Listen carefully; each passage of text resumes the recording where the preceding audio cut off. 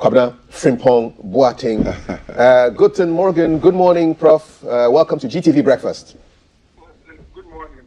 Thank you for having me on the program. It's great to hear your voice. So I'm reading on. We have reported that CHRAJ wants to hold a public hearing on this report. What are your thoughts about this? Oh, I can't change it. CHRAJ is an important state institution, and if they want to do that, who am I?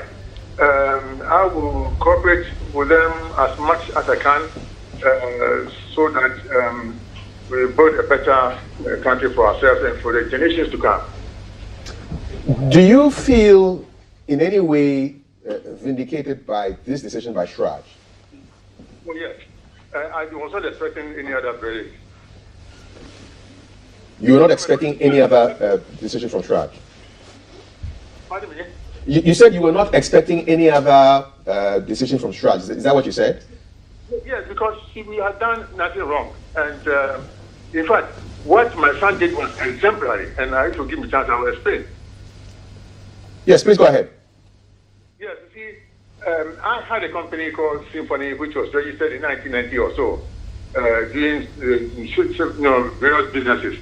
And then my son finished his national service at Anglo Gold Ashanti. Sorry, maybe I should have mentioned it, Boise. And after that, he said, look, if you look around the Ghana scene, people are doing all sorts of destroy the environment and so on. So I want to start a large-scale company that will be exemplary. So I said, go ahead. And then he wanted to register a company. I said, oh, don't do it. Just take our old company to register general department, let them add managing component to it, then go ahead. So he went ahead and he was given several concessions, but then he decided that, look, he could not work on 5 concessions, so he gave 3 away and concentrated on 2. The 2, he did reconnaissance studies. And if after the reconnaissance, if you go to the field, you will not even see anything that anybody has entered the forest. Mm-hmm. After that, he started prospecting the land.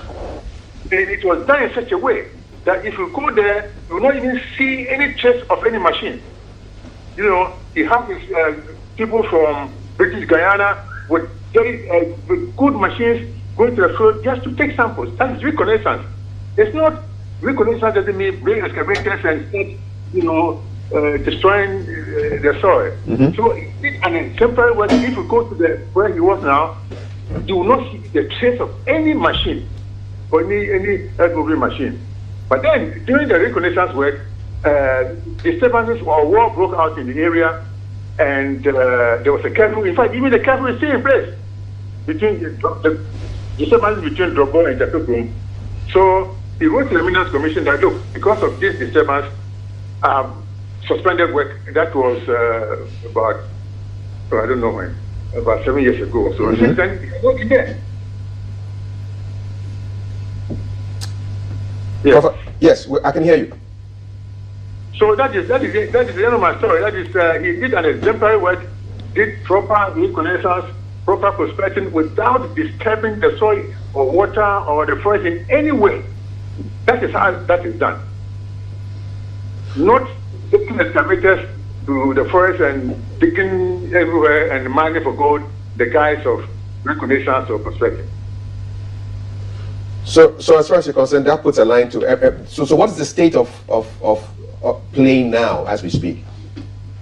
Because there's still a curfew in the area. Mm. So for 6 years or 7 years or so, it's not been there. Mm.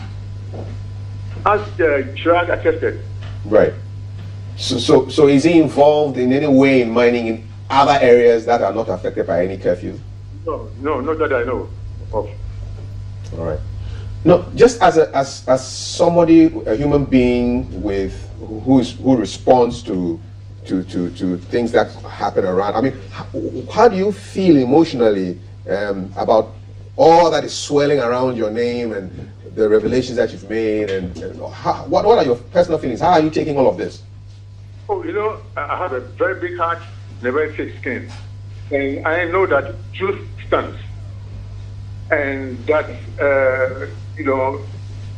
God is on my side. I believe strongly in divine providence, and I'm a very special human being. I know that. I'm blessed, and so you can take things from these pressures. I've taken more pressures, bigger things, maybe like this, but this is where you have your own people ganging against you and doing things. So that's okay. I mean, I'll survive. I'll survive anyway. Do you wish you could go back in time and not be involved in politics and just stay as a heart surgeon? Now, I'm still a heart surgeon. I've always done heart surgery, even when I was a minister. Okay. I was operating, and I still do it. But politics is something that, when done properly, can be used to help people. I mean, the potential of helping people through politics is so big, but people don't see it that way. It is not a selfish enterprise. It is service. I have done so many things for this country without being rewarded in any way. But that is how it is. It is service. And I didn't go into politics because I wanted money or anything.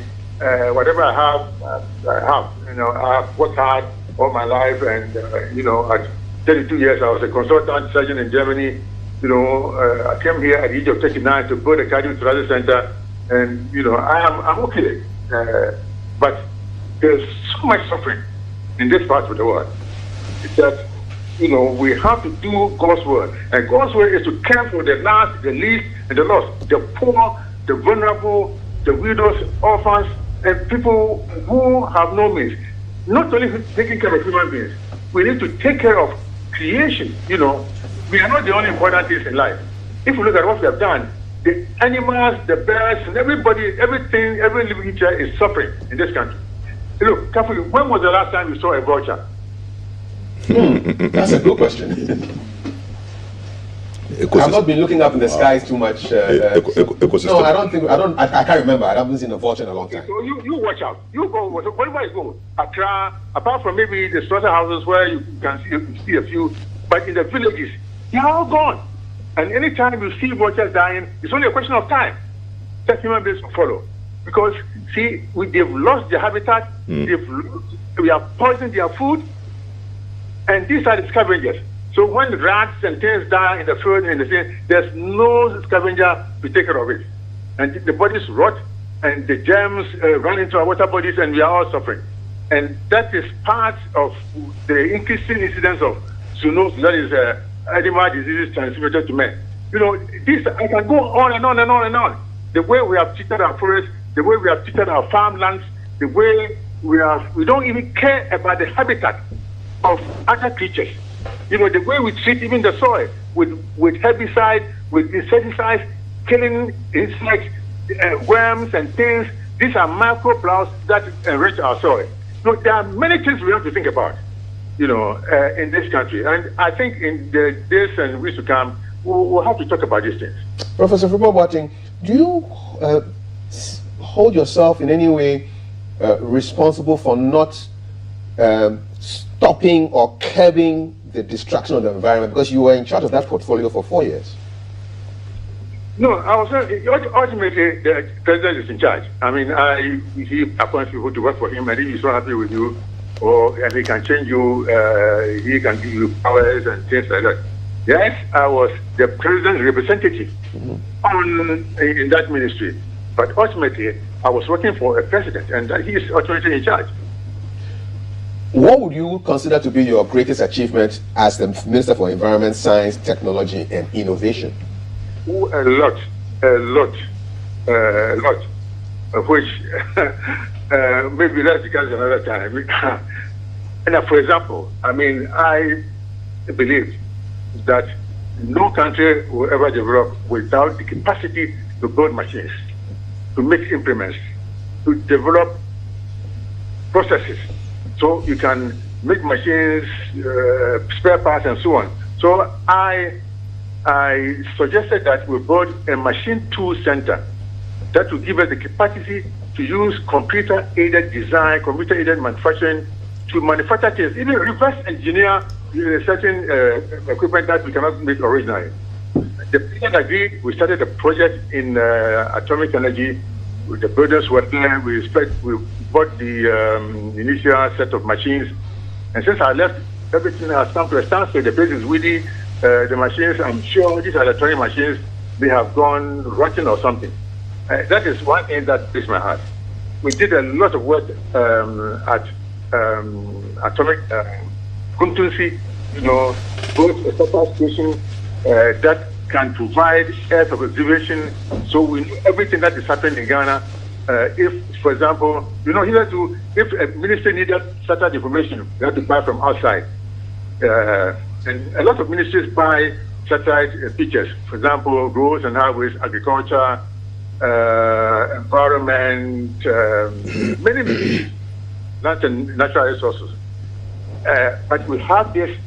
I came to some agreement with Brightside, and they have installed an Earth observation satellite that can give us accurate information about what is happening, not only on land, but also on our shores, that we can monitor even fishing and people approaching on our territory. Right. I did anything. And then the third thing that I did was, with my German colleague, work out a program where we built a hybrid power station in Achimang, the South. That was a pilot where we combined solar energy, pyrolysis, and biogas to create an energy system. In the process, taking care of the waste, plastic waste, biodegradable waste, and so on. Right. And this project is still working. It was a pilot, and it was supposed to have been replicated in the former 10 regions.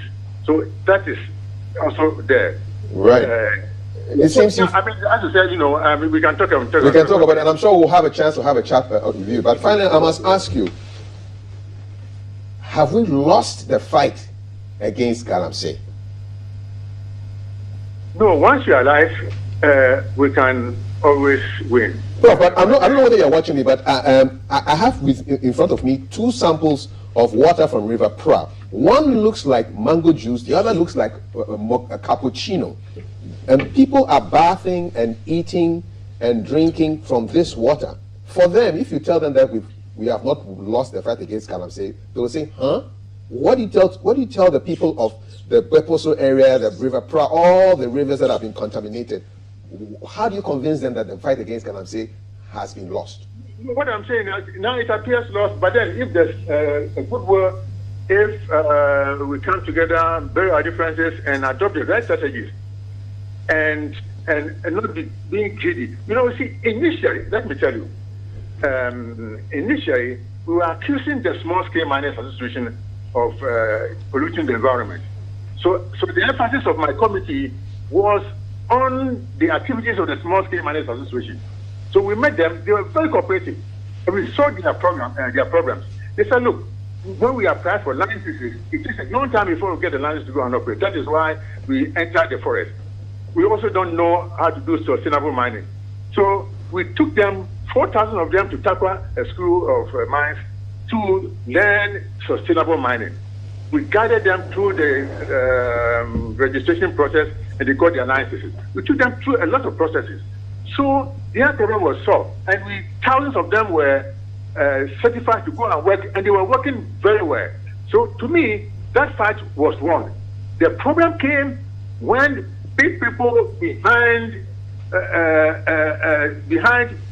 started bringing huge machines, 20 excavators, engaging Chinese and so on in the field.